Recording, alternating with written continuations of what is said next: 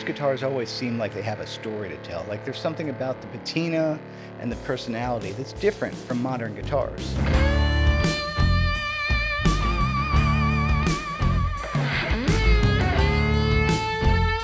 Now, a vintage Fender, Gibson, Gretsch, etc., that's going to be way out of most of our price ranges.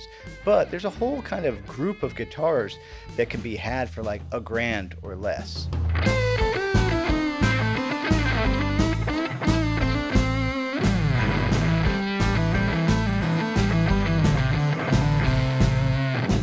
Hey, by the way, I'm Eric Haugen. There's my website. If you enjoy my videos, consider supporting me on Patreon or buying one of my TrueFire courses.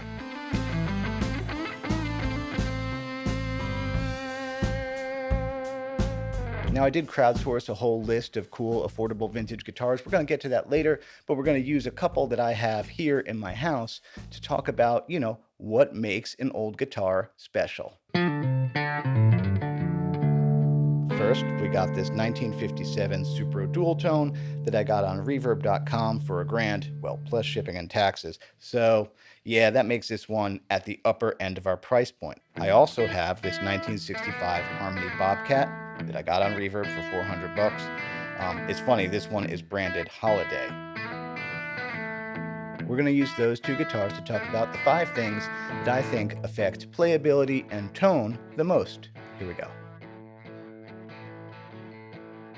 So the first thing is scale length, and that's the distance from where the strings start at the bridge to where they terminate at the headstock. So generally, the longer the scale length, like a Fender has a 25.5-inch scale length, that's going to make the guitar snappier and have more sustain, because if you think about it, you're stretching that wire further. So more tension on the wire tends to give you a brighter, faster attack and theoretically good sustain. However, like a Gibson is a shorter scale length, 24.75, but to kind of make up for that, they angle the neck away from the body. So Gibsons generally have a softer attack, but with better sustain because of that neck angle, whereas Fenders have a sharper, faster attack and somehow less sustain, but really that's because of the single coil pickups, which we're going to get into later. The two kind of schools are like the Fender school, longer neck, snappier attack, Gibson neck, a little bit shorter, more sustain, generally. But there's a lot of variables when you get into neck angle, pickups, and how the bridge is constructed. This old Supro has the Gibson scale length, and the neck is slightly angled with a straight headstock. By comparison, this Harmony Bobkat is the shorter 24-inch scale, kind of like a Fender Jaguar or a Fender Mustang. The neck is slightly angled, and it has an angled headstock. So already they're playing around with the variables. There's not like one way to do things.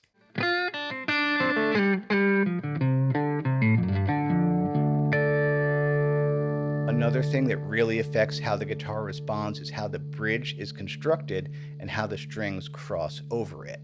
And there's so many different kinds here, especially if we start talking vibrato versus non-vibrato. So generally, the greater the break angle, better sustain, better attack, better tuning stability. Think Telecaster. Those strings go through the back, up and over. So like they're almost at like a 90-degree angle. So that's why Telecasters, I always say, are like the gold standard of tuning stability and snap and attack. The other thing is, if there's a big distance between where the strings cross over and where they started, you can also get interesting overtones like a Jazzmaster or a Jaguar or things like that. So like that little end part of the guitar does affect the sound a lot.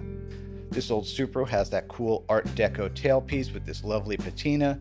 Notice those strings got some distance before they come up and over onto that somewhat compensated metal bridge. I should let you know this thing is not pinned down. I can slide this around to adjust intonation further or tweak my string spacing. So that's a kind of funky thing. Actually, my Gretsch has the same setup too, where that thing is not glued down, which, if you're a hard hitter, that's something you got to watch out for. All right, and if I'm looking at the Holiday, aka Bobkat, has this funny kind of I don't even know what you call this little kind of ashtray looking thing where, again, the strings have some distance before they cross over a wooden bridge, which I think I like wooden bridges. I do think on an electric guitar, a wooden bridge does interesting things. Similarly, this bridge is not pinned down. I can move it around side to side, backwards, forwards, which again, kind of cool, but if you're a heavy hitter, that could be a problem.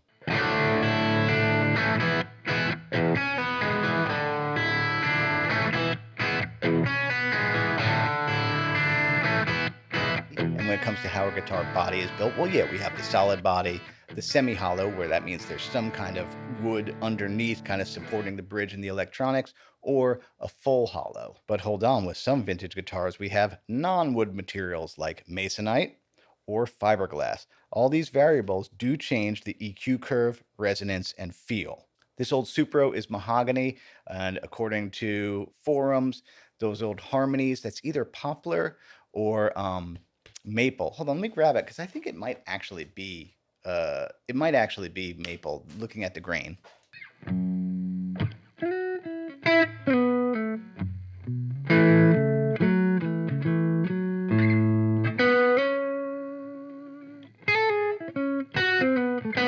For electric guitars, the pickups are like 70% of the sound. Like it's a big part of the sound, and that's where the funky old vintage guitars definitely can set themselves apart even more than our usual Fender, Gibson, Gretsch kind of thing.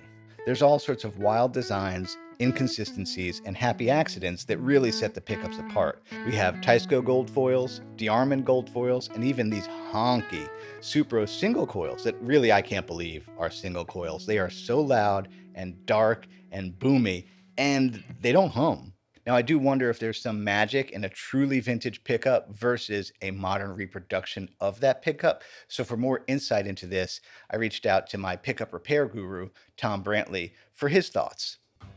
Vintage designs like the gold foil depart from the normal or more traditional Gibson or Fender designs in that they use a ceramic magnet that is on a steel base plate, and then that's wound with a smaller gauge wire,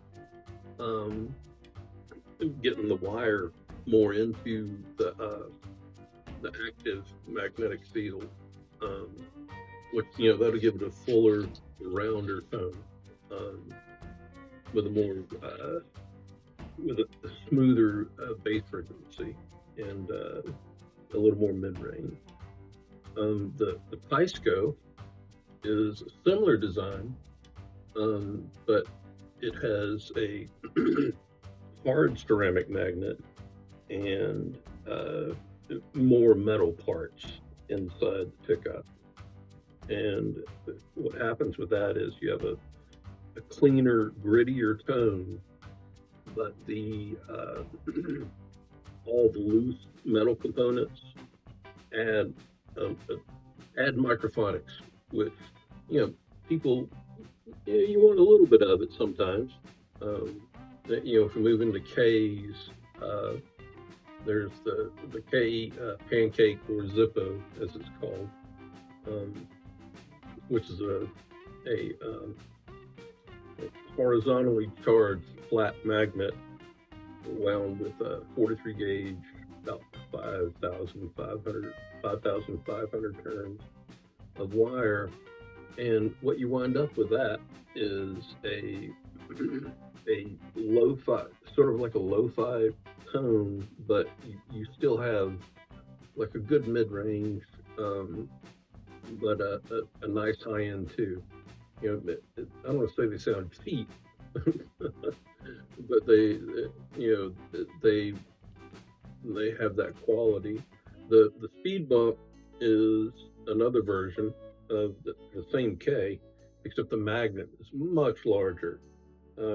Basically the same coil, different coil shape, but that'll give you a bigger, fuller tone than the K pancake. So that, like the Supros, that in and of itself is a unique design. The Supro has a flat coil over here with pole pieces, and then a horizontally charged magnet inside of it, and then steel comes up here, transfers the magnetism to the pole pieces, and so you have basically a horseshoe pickup. And then what that gives you is a P90-esque tone, maybe with less mid-range and a little more clarity on the top end. And as far as modern pickups, they do their best to replicate them. And a lot of times the cosmetics are really good. And they look the part, but there'll be either an error in research, or the parts are too hard to manufacture, or any of these factors. So the pickup looks the part, but doesn't quite sound the part because it has a different magnet or a different wire than it should. And it doesn't actually replicate the vintage pickup, although there are tons of pickups that actually do a very good job. And from there, another thing that can influence tone is age and use. So, say somebody has, whatever guitar, and they want to clean it, and they're a novice, they don't know any better. They use steel wool on the metal part, and the steel wool breaks down, and the filings collect around the magnet, so that shorts some of the magnetic field. And they do that, and the magnetic field is shorted, and they love the tone. You know what? They love the tone. That's okay. Or they notice the steel filings and get a neo magnet and try to remove the steel filings, and in the process, like, degauss what they have. And even that, maybe they do that, and they're like, oh wow, this sounds great to me, with a degauss pickup. So age and use, or abuse, if you want to call it that, can also influence tone as far as a vintage pickup. There's always some magic in the fact that a pickup was wound 70 to 80 years ago, and it's still putting out its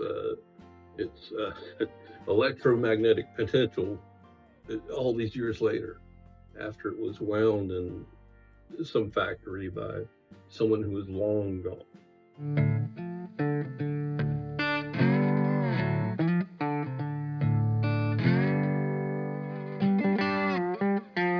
So I do know that for acoustic guitars, like, as the wood ages and dries out, it sort of settles into itself. The resonance kind of smooths out, and I won't say it compresses itself, but the guitar changes. It becomes a vintage guitar. Now, that's an acoustic guitar. Those are thin pieces of resonant wood. An electric guitar, again, mostly you're hearing those other things, but that has to come into play somehow. That the wood is drying out, the glue is drying out, the finish is drying and cracking. That has to affect the resonance at the very least.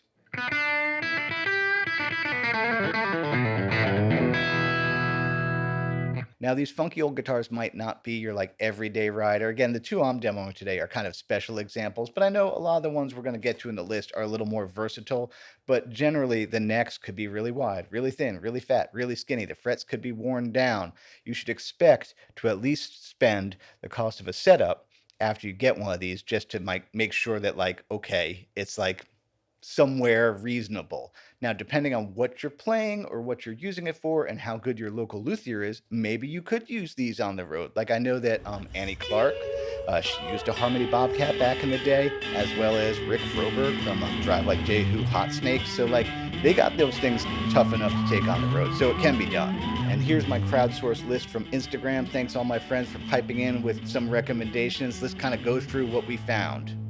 So I'm just pulling some screenshots from Reverb here. We got this Silvertone 1448 with the amp in case. I don't think in this listing the amp is currently working very well at that price point. I do know that seller, by the way, Joe's Vintage Guitars. He's a good dude.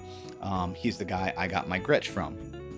I'm like, why get the new reissue when you could just get the cool old one for like the same price or cheaper? Sure, you're gonna have to set it up, but anyway, yeah. Which one is this? This is the 1457. Now we have 2 lipstick pickups. Those are cool. Got that neato wooden bridge, and again that masonite body. Funky guitars. Why buy the new reissue when you could get the cool vintage one? Again, this one is at the upper end of our price range, but man, I bet this one has vibe. Harmony Rockets are cool guitars. You got the gold foil pickups, a full hollow body, wooden bridge, trapeze tailpiece. They got a unique sound for sure. I've always wanted one of these. I borrowed one of these for a Kinks video. That thing played really good. I mean, the one I borrowed had the double cut, but again, gold foil pickups. I'm honestly not sure if this is full hollow or semi-hollow, but yeah, these things bark. This is all like, yeah, old American made stuff, the airline. I think this one is one of the, fiberglass, or they called it Rezoglass bodies. I've never played one of these, but sure looks cool. Now we're getting into the Ks, and I do remember my buddy Phil Cook has one of these, and that thing plays good. And yeah, sounds freaking great. I think I'm right that Zach from La Lome, he uses one of these. Sounds great when he uses it. I've never gotten to play this one, so I don't know for sure, but probably sounds cool. Now we have a solid body K, and I do know this guitar. My buddy Randy, who I work with, he has one of these. He actually has it modified with a Telecaster bridge, but that thing always sounds great. It's like, that's his go-to guitar. That's the one he always uses. So I think if it's good enough for Randy, it's gotta be good enough for the rest of us. And now we have the Japanese-made Taisco Del Rey. These are legendary guitars. Like, definitely everyone is different than the other one, but I know my buddy Chris from the record company, he mentioned that he used one of these for like, I think their whole first record, and I forget what he described it as, but I think the word was cantankerous, and yeah, great word. I've never played this particular Hagstrom, but yeah, they're cool Swedish-made guitars that you can still find for not too much money. I've played a Hagstrom bass that was really cool. I just haven't actually tried this one out. To make the list a little bit smaller, I'm going to exclude like Greco, Bernie, Fernandez, Edwards. I'm forgetting some of the other ones, the ones made in Japan in the 60s and 70s, mostly 70s. I'm thinking of Matsumoto, Japan at the Fujigen factory. Those are great guitars. They're really well made, but a lot of them are exact copies of a Fender or a Gibson or something like that. So I want to focus on the ones that are less copies and more, a unique voice. That's all we got for today. If you enjoyed this video, please like, subscribe, and share. That costs you nothing. Helps me out a lot when people do that. One more time, how my business works. There's Patreon that has backing tracks, charts, live Q&As, and more. And then there's also my True Fire courses. You can check it all out on my website. As Bill and Ted would say, be excellent to each other. That includes yourself. See you next week.